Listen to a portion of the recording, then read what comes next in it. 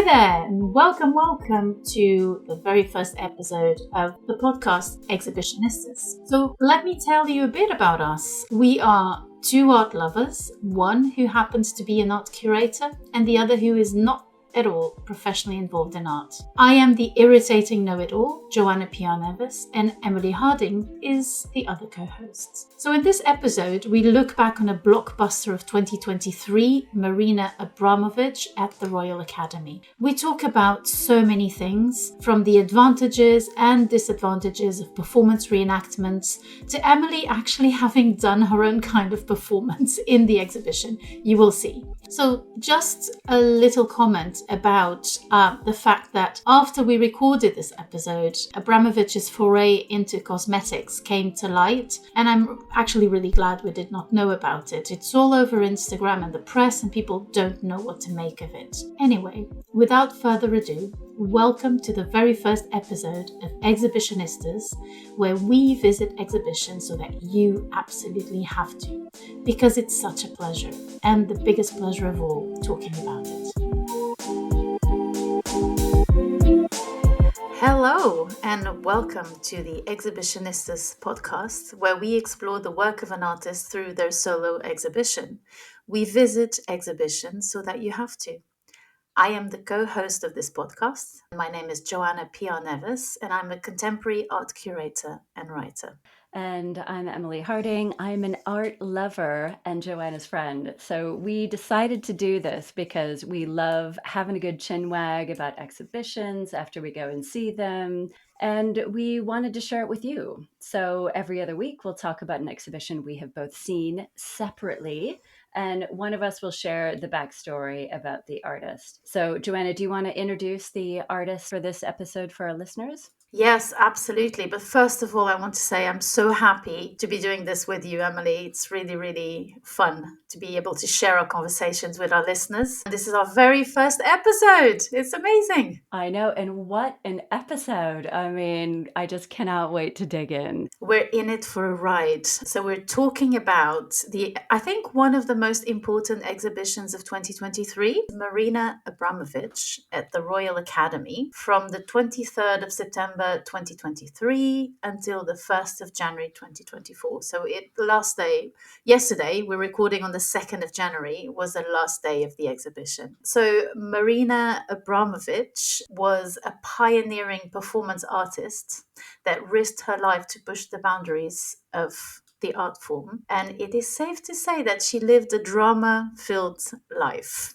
She is called the grandmother of performance art, but there's so much to her. So she was born in 1946 in Belgrade, former Yugoslavia. She says that she feels like she belongs to a country that no longer exists. She doesn't feel Serbian. And she had a very disciplined upbringing. She described her upbringing as being raised to be a soldier. Wow. So harsh. her parents were very harsh, very severe, very emotionless. She was never kissed by her mum. She was at times physically punished for supposedly showing off. Oh. She could not bring any friends home. And her parents, by the way, were national heroes. So they were part of Tito's partisans. They worked for the government. But then at home, it was a very difficult environment. No cuddles. Man, that's rough. No cuddles. And do you know until what age this went on? Tell me. Well, until 29. 29. 29, she had a curfew. Stop it. That's funny. That's like this generation sort of gets the flack of being too coddled and too mothered. And it's like, wow, a curfew of 10 when you're 29. Yeah, she had a first husband. I forget his name. He was also an artist, but she was still at her mum's house. And of course, obviously, she was already a performing artist when she was, under this very strict curfew rule. And she would be then out and about, whipping herself, fainting from the fumes of a performance, and then would go straight home. There's even a little anecdote, which I find really funny. So she did a performance where she was inside a 5-pointed cross that she set on fire with petrol. And the fumes were so intense that she ended up fainting. She burnt herself. She had cut her hair and clipped her nails. And someone in the audience, a doctor, had to rescue her. So she was all burnt. Her hair was a mess. She flew home. And when she got up in the morning, she went to the kitchen to have breakfast in a state. And apparently, her grandmother was holding a tray that she dropped on the floor Wow. when she Yeah. saw Marina's Yeah. weird state. I bet she was a sight. So it's like you're there, you're pushing your art form to the limits, you're putting your body on the line, literally being saved from death. And your first thought is, I've got to dash home. I have a 10 o'clock curfew. I mean, that says so much about her upbringing. But it does say a lot about her work as well. So, fear not, in 1975, she went to Amsterdam to do a performance called Thomas Lips. And that's when she finally left her country and led a completely different kind of life. Thomas Lips is a performance where she does a lot of things, including cutting a 5-pointed cross on her stomach and whipping herself violently. And the German artist Ulay tended to her wounds and started a relationship that would last for 13 years. That's a meet cute of the ages. Listen, there's no other story like this one. That sounds just like how Peter and I met, you know? It's love and work, because they actually started not only a personal relationship but also a work relationship. It was a complete partnership that would actually notoriously end when they both walked towards each other in the Great Wall of China. Their meeting point was also the last goodbye. So that's how they ended. They decided to separate, which again, after that meet cute, you have the divorce of the century as well. Yeah, right. Sort of bookended with drama. But what is interesting, Emily, about the Abramovich-Ulay partnership is that of course, Abramovich's work was very influenced by the 60s. She was influenced by Jan Palancz's self-immolation in Prague in reaction to the Soviets. But when she met Ulay, she already had a complete body of work. She was an artist in her own right. But then when they got together, the work became about the male-female relationships through these very intense, sometimes violent actions that were long in time. They were about endurance. But so after the separation, she went on to have a solo career. She remained in Amsterdam for a number of years, but she now considers herself to be a nomadic artist. In 1997, she was awarded the International Prize at the Venice Biennial for a work called Balkan Baroque, which is part of the Royal Academy exhibition. Right, really kind of remarkable room for sure. It's a very intense room, isn't it? Yeah. Another thing, that's so admirable about her is that her career has, in terms of performance, and her performance in particular is so draining, but she continues to do it. She's now 77 years old, and she continues to surprise us, actually, with performance. It's incredible because she was just prolific and relentless with her output throughout her 50-plus year career. Super impressive. I can only imagine when they separated, the pressure that she had of, people asking, oh, what is she going to do next? Especially being a woman. When there's a duo of artists, there's always this question of who does the work. Jack White, Meg White, classic example. Our classic reference. Our listeners will get used to Jack White references, I think. But so she had a retrospective exhibition in 2010 at the Museum of Modern Art, which was called The Artist is Present. And this placed her in the mainstream and popular culture. Yeah, sorry, this is my first awareness of her, for sure. People, heard of her at least, know her name through this exhibition, where she allowed other performers to reenact her performances. So for the history of performance, this is really important, and this is one of the major contributions. There are so many by this artist to performance and to the history of performance. She is, by the way, Emily, as you know, very militant about performance. She really is someone who defense performance as an art form. I mean, I guess, yeah, I mean that warrior soldier upbringing and that discipline that was imbued within her from her mother, that has really endured. It's pretty incredible. Listen, The Artist is Present was even adapted by Jay-Z for a music video. Yeah, that's so cool. I had no idea. Yeah, I had no idea about this until you mentioned it, and then I looked it up, and it is amazing to watch it. But yeah, And she obviously became friends with Lady Gaga. When you think of it, people don't know this, but Lady Gaga's meet dress at whatever event the it was, I Met. have no idea. Yeah.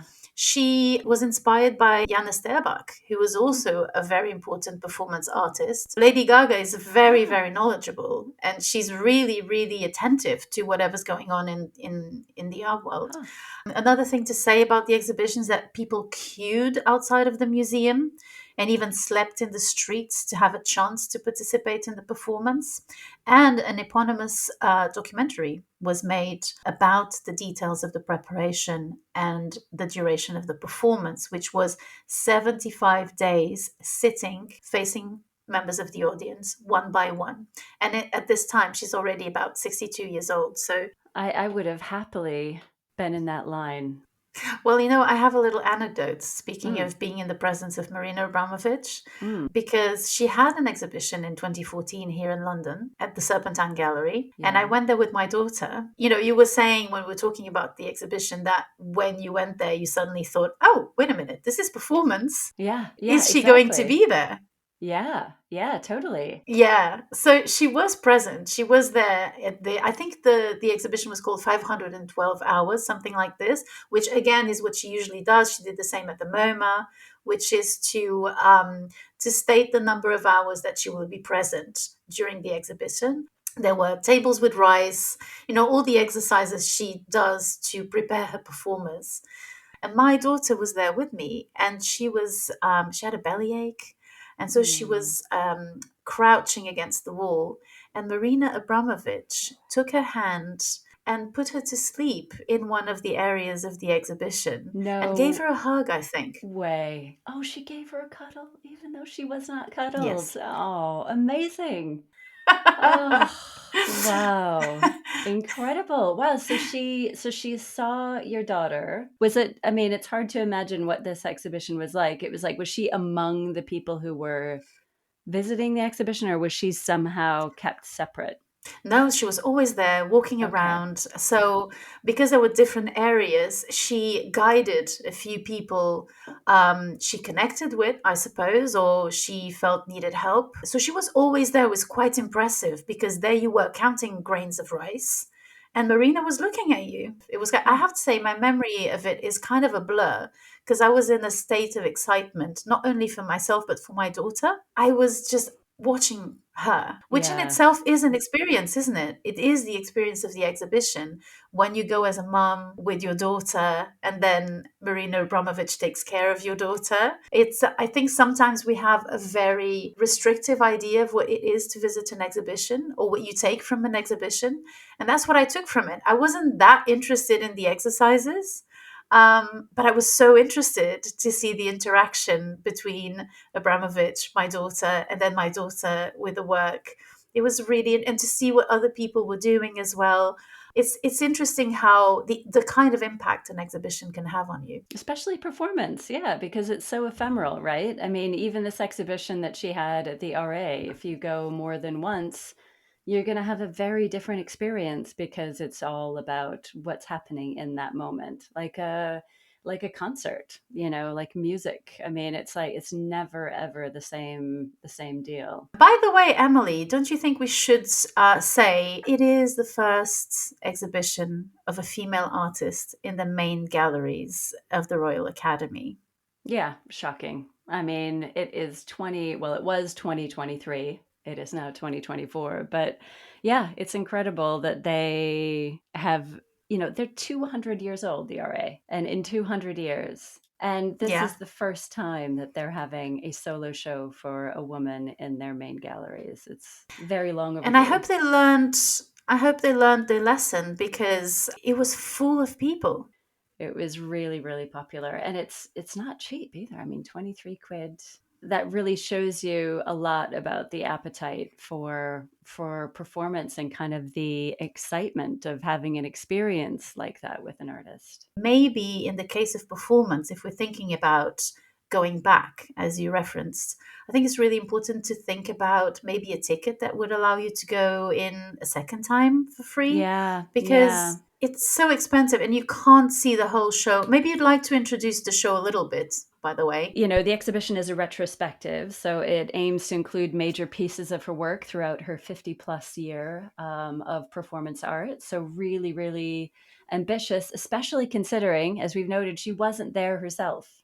Yeah, I mean, as I walked in, I was considering this. I didn't really consider this fact that she may not be there until I bought my ticket. And then I was like, well, I wonder how impactful this is going to be. You know, how much am I going to really feel this through images and video? And I hadn't realized at the time that there would be people replicating her performances. But in any case, there are some performance artists there that are replicating some of her previous work. So you get some of that immediacy. So super, super ambitious aim for the show. So it's not chronological. It starts with that, you know, that very famous piece that you mentioned from 2010 at the MoMA, The Artist is Present.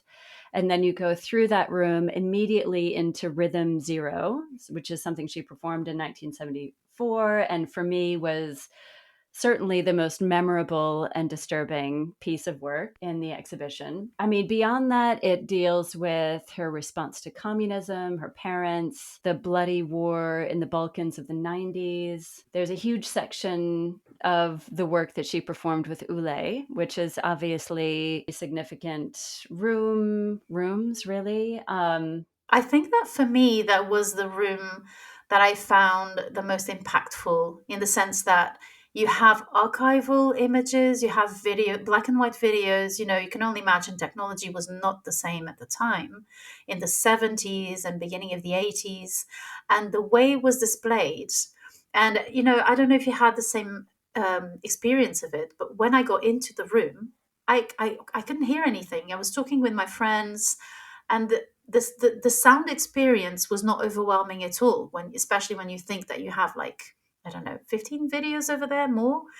And then as I started watching the videos and coming back to the beginning, I mean, to where you enter, I could hear all the videos at the same time. And it was a sort of cacophony, which wasn't the experience as I went in, which tells you a lot about how experience and how your senses work, how augmented the experience, the sensorial experience of an exhibition can be. I thought that room was really impressive. Yeah, and that is where I was getting shaken down by security. So, I mean, I probably didn't Oh, necessarily notice the cacophony. So, this is Emily also. was taking pictures. Emily was taking pictures of I the know. naked people. I was guilty as charged. So I was taking pictures throughout the exhibition for the podcast so I could sort of remember things that stuck out. And I walked into the room, the Ulay and Marina room, and they have a performance artist reproducing Imponderabilia, which is the doorway where you have two naked people facing each other, and attendees are invited to walk through. And this is something that she and Ulay did in the 70s, and it's being recreated here. I walk into the room and I just hold my phone up like I'm at a concert and take a picture from afar. Okay, I just want to say it was discreet. But obviously I was not discreet in taking the picture because anybody with eyes could have seen what I was doing. I was not trying to be sly because I had no idea that it wasn't acceptable to do so. I didn't see the sign. And so, yeah, so the two security people come over and they were like, delete that off your phone, delete that off your phone. So I was like, oh, I'm so sorry. I'm an idiot. You know, absolutely. I'll delete it off my phone. So I opened up my photos and there was only one. They were like, where's the rest of them? And I'm like, I just took the Oh my one, God. you know? So And did they then, go over your pictures? Did they ask to see your other pictures? so yeah, they kind of scrolled through a bit to make sure that I didn't have any other contraband on my phone. So So, can you imagine if you had had naked Emily and naked oh, Peter in there? oh They would have gosh, been like, never delete happened. those. No, no, Okay, no, let's. that's me. I don't think anyone would have confused Peter and I with these gorgeous naked people that were at this exhibition, not dissing us, but yeah, that there wouldn't have been any confusion there. But yeah, so then and then they got their boss over, and he showed me how to delete from the deleted section, which I actually had no idea it was a thing you could do. And as these two security guards were getting like a little bit in my face, I did ask them at one point, could you please just take a step back, because they were all over me and all over my phone. Peter was gone. He was not to be found. There were naked people in the room. He was otherwise distracted. He was drawn. Yeah, exactly. Look after. So why do you think that you? We had that discussion with my friends that I went with and my daughter. Why do you think that you can't take pictures of the performers? Because they are filmed. I mean, they are in the catalog. They're in exhibition.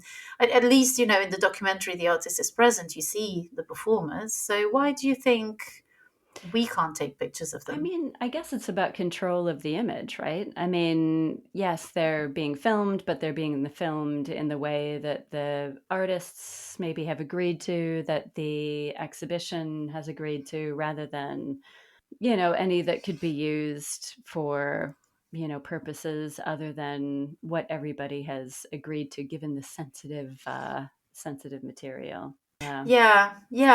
I guess this is my Jack White reference coming in again. Okay, let's hear it. He doesn't allow people to. We went to a Jack White concert together, and we were very surprised to see that they took our phones.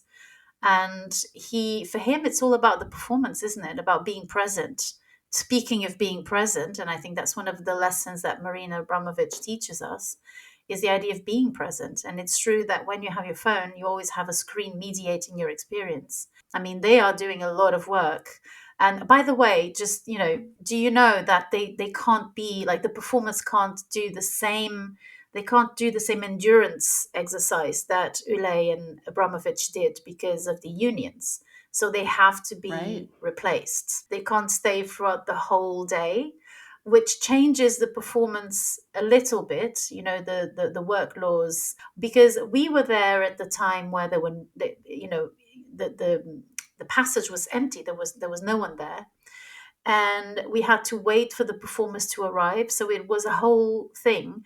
So we had to wait. People were queuing. It changed, I think, somewhat the experience of the performance. It was still interesting to see how they arrive, how suddenly your body is prepared to perform. They stare at each other, which is something that I hadn't noticed and I didn't know from pictures of the performance. This was the first time I experienced it. And I hadn't realized that they actually stare at each other.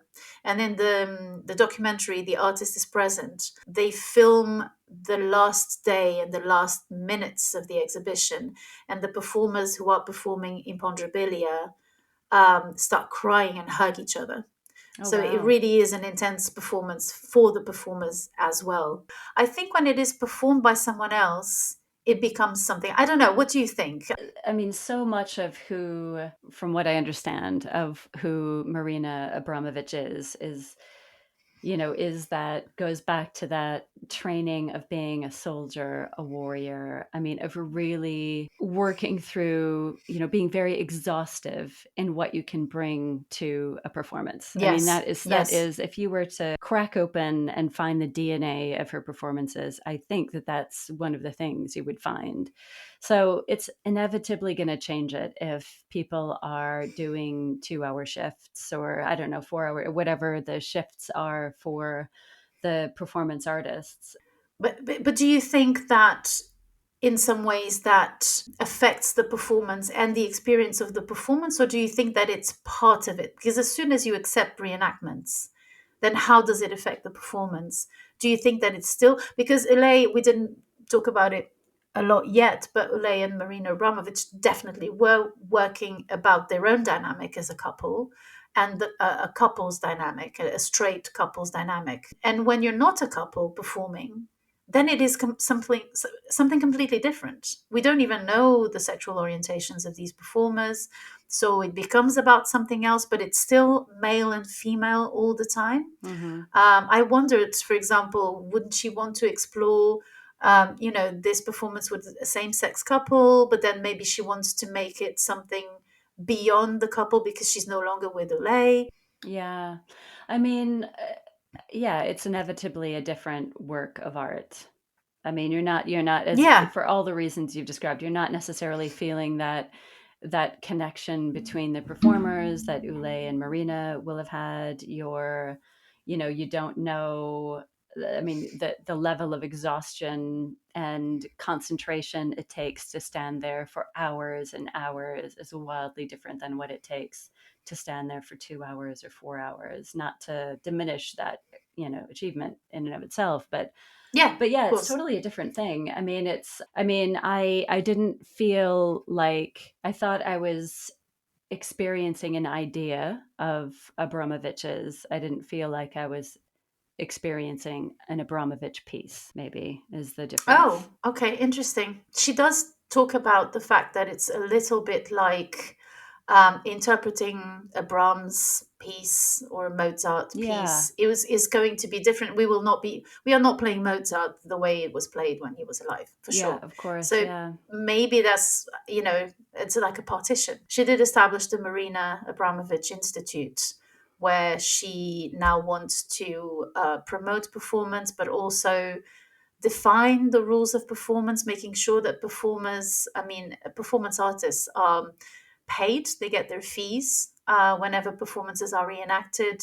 But maybe, Emily, I'm sorry, I cut you off because we do speak a lot when we're together. Do you want to just say a few words about the rest of the exhibition? Because it's not always as intense as Yeah. the Ulay Abramovich room. Yeah, for sure. So there was the Ulay and Abramovich rooms, and then it culminates in the walk on the Great Wall of China, where they formally separate. But after she and Ulay separate, so they separated on the Great Wall of China. She got a lot of inspiration from nature on this 3-month walk to meet Ulay in the middle of the Great Wall of China. And she started, using energy from nature to create works of art using crystals and natural elements to create chairs and sort of things that you can lie down on and put your head on, certain gemstones. And she was very interested in the crotch and the heart and the head. So there's sort of various points at which those line up, and people can participate in this art. And it was great. Like at this point in the exhibition, you're totally exhausted. I like the head crotch heart thing because I thought, like you said, after the whole very draining experience of watching people slapping each other, whipping themselves, holding an arrow to the other person's heart, like she did with Ulay, you're so drained. But at the same time, you have such contained energy in your body that when you arrive at this room, Mm. I thought it was really interesting to, I mean, whether you believe it or not in the chakras or whatever, it was really interesting for to know that an artist was thinking of my crotch. I Yeah. thought that was really interesting. Oh, thank you, Marina. Thank you. Always so thoughtful, Yeah, yeah. Well, but it's very rare.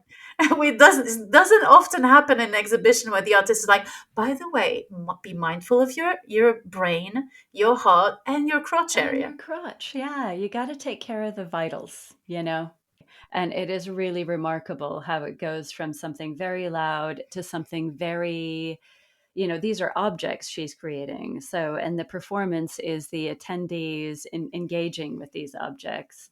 So it's very quiet, it's very subdued, and it's, very necessary, as we said, at that point in the exhibition where you're sort of distraught. Beyond that, it kind of goes into more, I would say, quiet rooms. I mean, really examining her relationship to Catholicism, which was her grandmother's influence. She was partially raised by her grandmother. And it's really interesting because she says that her grandmother in some ways saved her life and made her childhood period and adolescent period a bit more bearable because you couldn't be religious obviously in communist Yugoslavia, and in some ways, her grandmother was a very spiritual person, and she does have a spiritual aspect to her work, and that comes straight from her grandmother, and that was really important to her. So it's not surprising to see the final works like a bathtub full of chamomile, and the text in the exhibition does explain, I think, in a bit of an esoteric kind of generalist's way that I find unsatisfying, where it is explained that she started, traveling, going to Dharamsala, being with the Tibetan monks and other kinds of spiritual people, and that she understood that spiritualism, which I think, is a bit unsatisfying and imprecise, and sometimes a bit globalist, a relationship with very serious Yeah. contextual practices. Hmm. But that was the text. I guess the exhibition and the experience of the artworks is different. Yeah. And I mean, I do sort of feel for the people who need to write those texts, right? It's like you're trying to condense some very big ideas into something that is palatable for people like me, who are pretty novice, I would say, to art generally. You're touching upon a very, very big question in curating nowadays. Ah, Because, yeah, the Anglo Saxon world is very much about explaining, contextualizing, having, a very, very, actually, when I always look at jobs, although I'm an independent writer and curator, I always look at jobs, and very often the Tate is looking for people who are curating those texts and who are ah, writing them and who are mediating for the public, the exhibitions, because it is a tough job. It is a lot of work. You have to know a lot about the artist or the exhibition to be able to condense information. I am very critical of some of the texts. I find them sometimes very unhelpful. And I think that we've overdone it here on this side of the channel, as opposed to other countries like France, or, in other countries in Europe, where I think you are more left to your own devices and there's more trust in the visitor. And sometimes where I'm, in Germany, or when I'm in France or Spain, I feel the need for those texts as well. It's huh. it's a very complex, it's very complicated, and I think the key here is to find a tone and a perspective that allows for the viewer to have their own experience. But I think here I would be a bit critical of Marina Abramovic herself. I don't know if you watch a documentary. I think it's a 2016 documentary called The Space in Between, where I she goes to didn't know. Brazil. Okay. And because Brazil is a spiritual country, quote, inverted commas. And I had to stop. I thought, I love Marina Abramovic's work. I'm not going to continue watching this. She starts with a person called John of God, who has been debunked as a big charlatan. He's been accused of sexual assault, Huh. and she's looking at him with like watery eyes, and I just, I can bear it. Oh, So I right. think maybe there's something a bit of her generation as well, of just like taking, I'm going to use that word, appropriating, sometimes, Sure. some cultures, which has become a bit problematic. But the work she does and the pieces she produces at the end of the exhibition, some of them are very strong and very Abramovich. I mean, they are not referencing any culture whatsoever. She's very much into crystals. She could teach a whole lesson, I think, about crystals. So yeah, that's another aspect of the work. Yeah, it's there's definitely, you see a gear change in the kinds of work that she is doing, which makes sense. I mean, she sees herself as the instrument of her art. And I mean, the kinds of stuff any of us, what we were doing at 20 is very different than what we're doing at 40 and 60 and so on. So I really admire the fact that she moved with it rather than against it, and thought, didn't she could have, she could have thought to herself, I am someone who's pushing the boat out always in this very extreme way. And she didn't always need to rely on that to have really impactful work. But speaking of that, I think we can focus on the beginning of the exhibition, one of our favorite two works, and the Yeah. relation that they both have. You're very right, Emily, when you say that she does. I mean, that's one of the things that we really like about her, isn't it? When we can follow the life of a woman, and I say woman because I think, she's a very feminine person, and she is a female artist who's now recognized and has a place of her own in the art world, which is not easy, especially for someone who's now 77 years old. And she has conquered that position, and she's now opening the door to other performers as well that she talks about, because she's now leading her institute and teaching other performers, or at least preparing them, or sharing the Abramovich method, as she says so herself.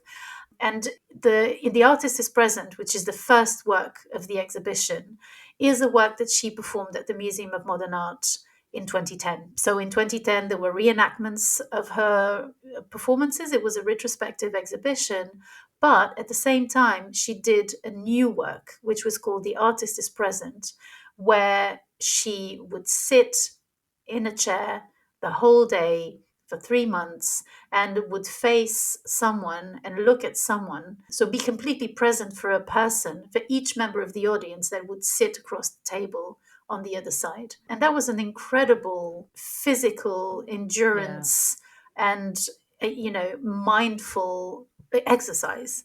And what's really incredible is that she says that she could never have done that piece in her 20s and in her 30s. In Mm. fact, the piece itself is related to Rhythm Zero that you referenced in the beginning of the podcast, which was a completely, for her, it's the opposite work. And the artist is present, and I don't know that many people know this, is in fact a sort of a reaction to Rhythm Zero. So Rhythm Zero was performed in 1974, I think, in Italy, in Milan, and it was 6 hours straight in an exhibition space where was there as an object. So there was a piece of paper stating that she had full responsibility for whatever would be done to her during 6 hours. She was an object, with props that she had laid out on a table, 72 props of pleasure and pain. So there was honey, there was paper, there were roses, and then there was a loaded gun, there were knives, lots of different tools that you could use on her. And so at the exhibition Yeah. itself, they had an actual table filled with those same objects, and then had images of the exhibition when she did it. And as you say, it was in Italy in the 70s, so it's filled with like a lot of beardy men, and she is standing there completely vulnerable, saying for 6 hours, standing there as an object, saying, "Do what you would like to do to me." and Really, and really and daring. so they did, Yeah, and yeah. so they did. I mean, they cut her neck, drank her blood from her neck. She still has a scar from that.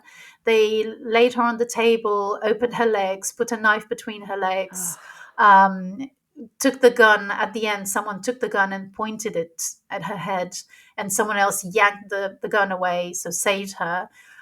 She does say that she wasn't raped because there were couples there, who in some ways kind of maintain the sort of boundary, I guess. I don't know why you draw the boundary there where you're actually cutting someone. They took the thorns out of the roses and put them in her flesh. oh, Um, it was just awful. And she describes Rhythm Zero, and it's interesting the name when you think of Ground Zero as well. Maybe in New York, she was kind of inspired by this idea of like going back to basics, or an empty template. I don't know. Anyway, Rhythm Zero was the worst in humanity, and that experience remained with her. She says that when she went back home, she looked at herself in the mirror and she had a streak of white hair. So wow. her hair turned white during those 6 hours, a bit of her hair, strand of her hair. And so she said that in 2010, finally, 42 years later, she reacted to that experience with the artist's presence, which is a high consciousness experience. So she describes this as being fully present for the person in front of her. People cried. There were performance artists who wanted to be in front of her, just to stare at her, gaze at her, Mm. be in her presence.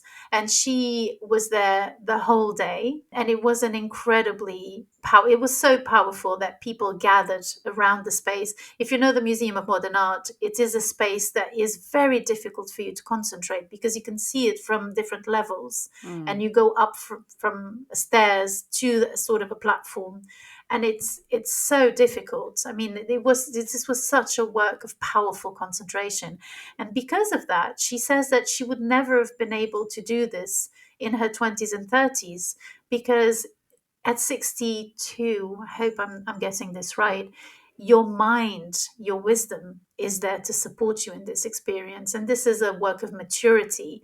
And that I just love to see a woman in her 60s saying, okay, in your 20s and 30s, my boobs may have been, perkier, and, my body may have been more energetic, but now my mind is stronger. And that's where you gain. Instead Yeah. of describing herself as someone who's wrinkled, who's getting older, she does go there and say, this is what you have at my age. This is what I have. And was a powerful experience. And in your 60s, you can bring people up to a form of high consciousness instead of bringing them then down to bestiality almost. It was just Yeah. a feral aspect of humankind. I love So that that. was really, I don't know if you watched the film Naiad.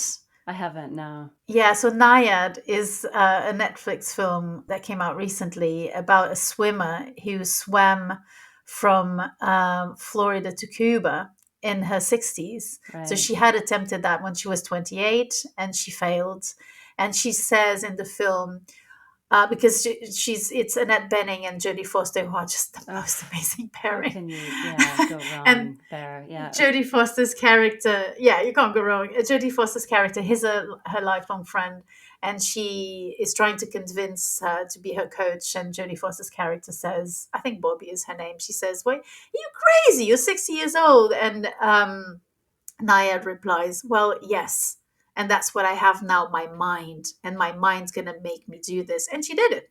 So Yeah. for me, there was a direct relationship of, like, in the same month, two women saying, yeah, 60s, your 60s are amazing. Yeah. Look forward to that. Getting better. Yeah, exactly. I know that is an incredible arc though, from the artist is present to rhythm zero, and I guess in reverse, really, how she did it in her life. I mean, and you think of, the wherewithal that she talks about it took in the artist is present to sit across from people for hours and hours. And when you see those images of her face in that first room, she looks tired. She looks like, like there's just so much concentration kind of being spent to just be present with these people, as you say, in what is probably a really distracting environment with all these onlookers, on multiple levels in this museum. But I also think just, the what she had to overcome to do rhythm zero. I mean, someone is drinking your blood and you just override your instincts for self-preservation, which are massive, right? I mean, that's not even in the thinking mind. That's That is such a good somewhere point. Yeah. in the binary mind to be like, you know what, stop doing that. I have to survive and save myself. To override fight or flight, to just hang with it, even when it's that dangerous and potentially lethal, is like, that just says so much about her fortitude. And also, like, why, why, I mean, that rhythm zero. I mean, so if we're talking about movies, so there's the movie that was out a few years ago, Free Solo, with Alex Honnold. He's a guy who climbs El Capitan without Yes. any Yes. ropes. Super extreme. This is one false move and your hand gets a bit sweaty and you lose your grip. You fall. You're gonna, end your life. That's it. There's no other way. And you're watching, as a viewer, you're watching this documentary, and obviously he lives. You know that he makes it through, but But there's also like, I'm giving attention to someone who's doing something extraordinarily extreme. And for what? Do you want, would I want my kids to do that? Yeah. So what is the complicity of the viewers in that? I mean, do we want other artists? Would you want your kids like doing that? To do this? Is that something we celebrate? And I have, conflicted But I feelings think those about are that. two different things. Okay. This is very different. That's why if Marina Abramovic is militant about performance art, I'm militant about art. And I think those are two very different things, because Free Solo, I can't remember his name, is doing it for the sake of doing it faster, better, to a more extreme level. There's another one that there's another documentary about someone who's going to climb Free Solo the quickest, Climb El and I just Capitan find, the quickest, maybe. I don't it was El Capitan, but it was other. He started in Switzerland. He was a Swiss Okay. Climber. alpinist, Yeah. climber, and with Marina Abramovic, she endured something with the audience. So the audience is there, because as when you're watching Free Solo, you're absolutely powerless. Whereas there, the power was given Yeah, to that's the true. audience to do Yeah. something. So I think in contemporary art, that's what's fascinating, is that people have this contemplative attitude towards art, which is wrong. This idea of being entertained, I want to go to a museum, and I think if there's anything to criticize, and I know where you're going as well about Marina Abramovic's work, is that sometimes can become a bit sensationalist. It can become all about talking about the two naked performers, which actually was the least interesting experience, in my opinion, of the show, because as we talked about, not in this podcast but before, I was very mindful of not stepping on their toes, and I didn't. And as soon as I realized I had gone through the portal, and that was it. So I think that that's definitely dangerous. The idea of even an experience like Abramovich's as a female artist, for people who are making decisions at the Royal Academy, of saying, well, we did Abramovich, who's a female artist, because she can bring lots of people in, because it's a sensation, because it's, people are curious. There's a word to mouth kind of thing going on. Whereas if we invite a painter, it's not going to be the same. And that's, I think, a problem, because when you're watching a painting, and we will be talking about painters in this podcast, you're not, it's not unless it's supposed to be contemplative, and that's what the artist wants you to do, which is also important. And what is contemplating, and what is your body doing when you're looking at something, that's also really interesting. You're always participating. Yeah. You're always there doing something, and you will not leave the same. Whereas if I'm watching Free Solo, I will never think about it again. To be honest, is the kind of thing that I'm very, very, very weary of in terms of humanity, into even competition, even the Olympics. Oh, that person won for, a tenth of second or a millisecond. Well, is that supposed to move me? I Wow. don't know. See, that makes me cry. The Olympics always make me cry. I'm like, wow, they work so hard and this is their moment. Oh. But it's the work so hard that makes you cry. It's not the millisecond, the tenth of millisecond that makes you cry. It's the preparation. It's all the work of the journalists beforehand, where who they Yeah. are. The favorites. It's the underdog country that never won anything that will make you cry. It's not Michael Phelps. Michael Phelps will not make you cry.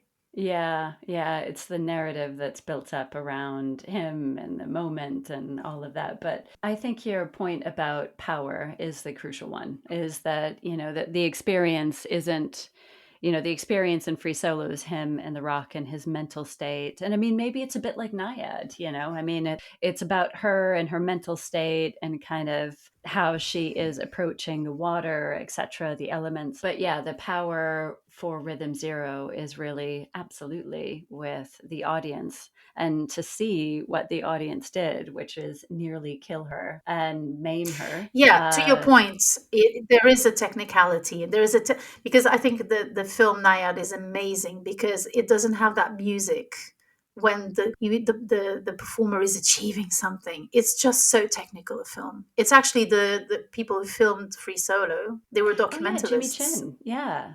Abramovich, Nayad, Free Solo. They both have in common a highly trained body and an Yeah. endurance and a discipline that that we commoners do not have. That's for Yeah. sure. Well, yeah, I mean, she developed it, I guess, through Vipassana meditation. She'd mentioned that in there, which certainly is, I mean, that's apparent certainly in the artist is present of just sitting with whatever is. I was just thinking of like going back to what would you like to talk about? Balkan Baroque, Ulay, the Great Wall of China. What were the three works? I think those are the three works that are the most Yeah. significant, I think, in politically, personally, Yeah. in terms also of the limits of performance, in terms of your personal life. Um, because both Balkan Baroque and the Great Wall of China, they are both moments in her life where she becomes autobiographical. So, I mean, so say a bit about Balkan Baroque and what that is. So Balkan Baroque is an installation that she did for the Venice Biennial in response to the war in the Balkans at the time. She wasn't living in her country of birth or of region of birth because her country was being torn apart at that time, and she was very worried and very obviously very touched by the situation there. And so she filmed herself, and on so there's a main screen which is bigger at the center, and then two screens where her mum and her dad, or figures that you suggest to you, the viewer doesn't know, but suggest to the viewer that it's a mother and a father. And then there's a pile of bones, if I think cow's Yeah. bones, um, that when this work was installed in the biennial, she was cleaning. So she spent her days there cleaning the bones of the blood and the remains of flesh. And, mind you, the biennial is during the summer, it's in June. It opened in June. And so she says that after 3 days, there were worms on the pile of on the bones. It was the smell was horrific. So this is really a reaction to the war, but also to the local history and her own history. Her dad's holding a gun. And she is talking about, she interviewed someone who worked with rats, killing rats for 35 years. And so she starts by saying, to kill a rat, and you have to do this. And she talks about the behavior of rats, which obviously a rat is a traitor, and her parents were national heroes. It's a very complex, layered text, and then she dances a typical dance of that area. I'm not sure it's Serbian, but something like that, in a very sexy dance where her body exudes confidence and sensuality, but is also a bit menacing in this idea of taking the power. And also for a female artist, I think it's interesting that she chose that Mm. uh, idea of taking power, of having it. And it takes us also to a whole other thing that we don't have time for. But a friend of mine, and I want to quote her on this, another American friend of mine, What? said, You have we're more talking about American friends? What? Emily, I betrayed you. Have them show their Um, face. They better not be from. Oh, just kidding. and we were talking about performance. I don't recall why. And she said, well, it's very interesting because all the female performers and even male, who were getting naked in the 70s, 80s, even, late 60s, they are all have gorgeous bodies. And I think, if you want to be very cynical, she did have a point. So, Mm. I mean, just put it out there in terms of performers. I think contemporary artists now for other generations have a much more diverse array of bodies, So I think that's also something to be mindful of, I think. Yeah. And she does work on that power. That's why I made a point in saying that she did with Ulay was about, heterosexual relationships and the female body as well. It's gendered.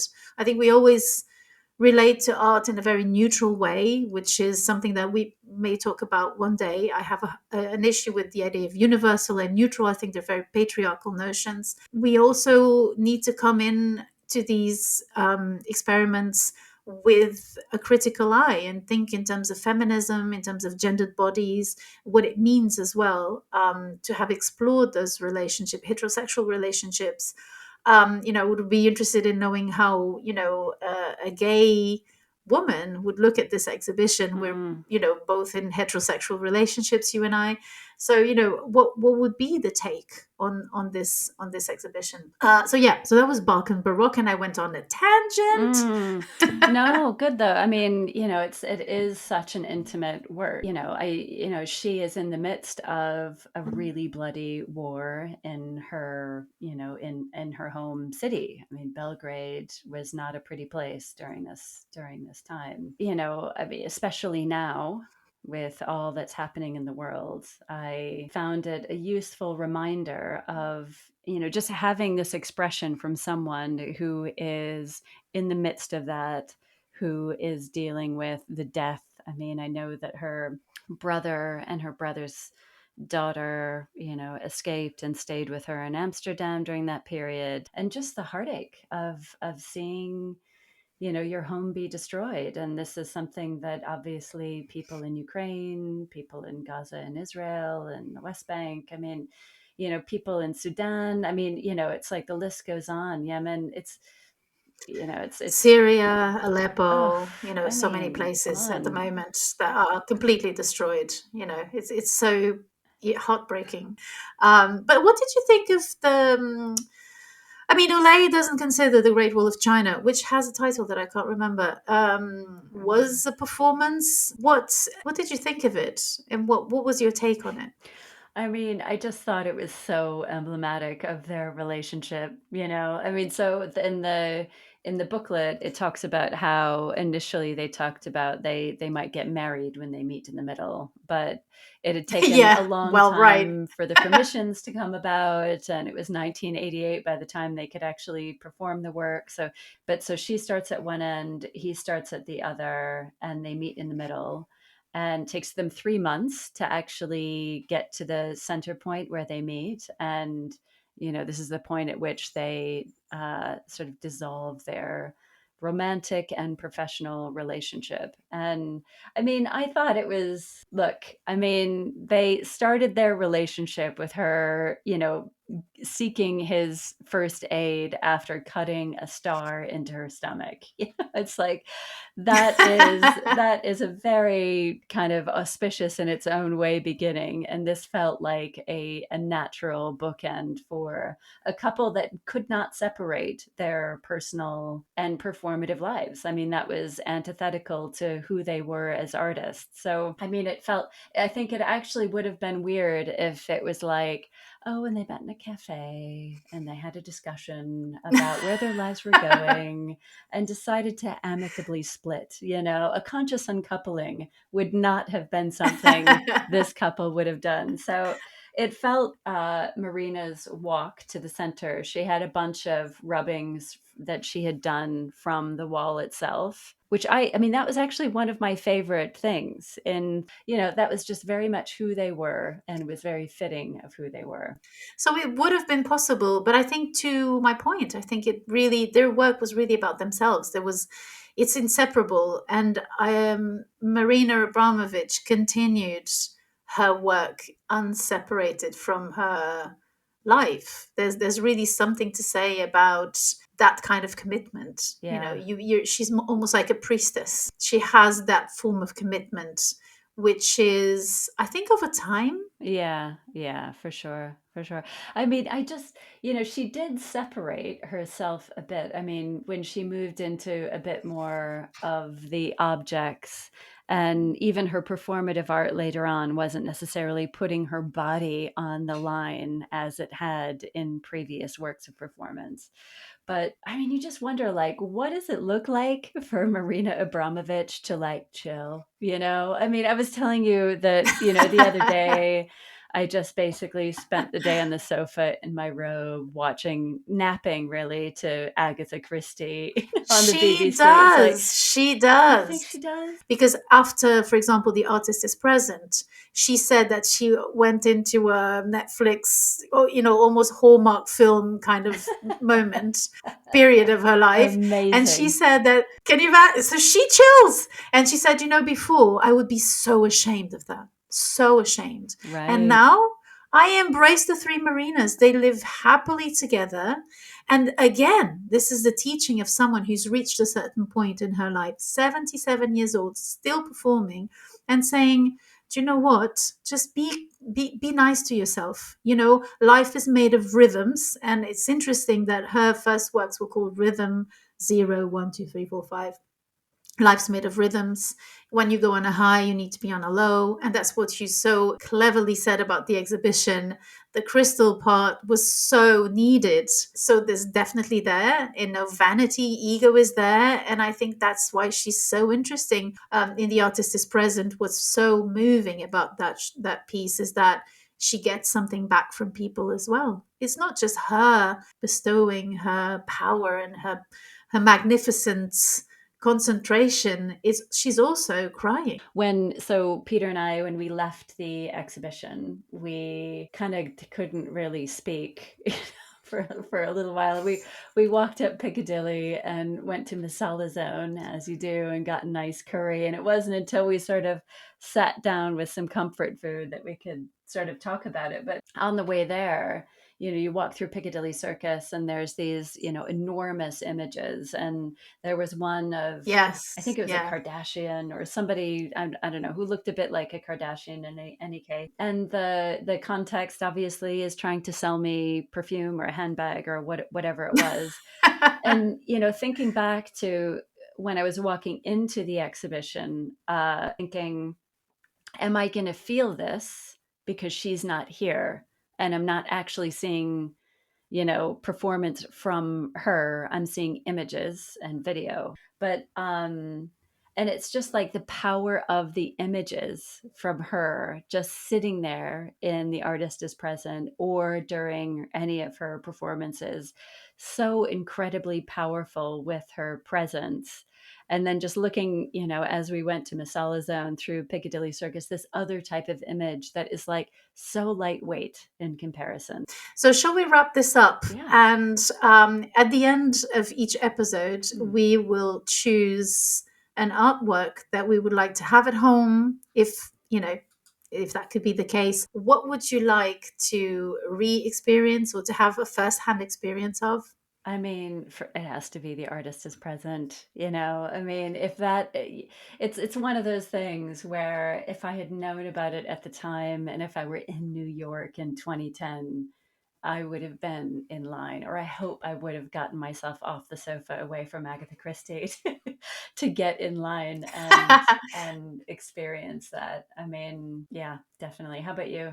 I think I have a sort of a completely unjustifiable FOMO of the Ulay Abramovich performances, because one thing that when it comes to historical pieces of that time, when you look at the archival images, you forget the moment when they happened, which when Marina Abramovich was not the Marina Abramovich that Jay-Z admires now. She was a young artist and that he was a young artist.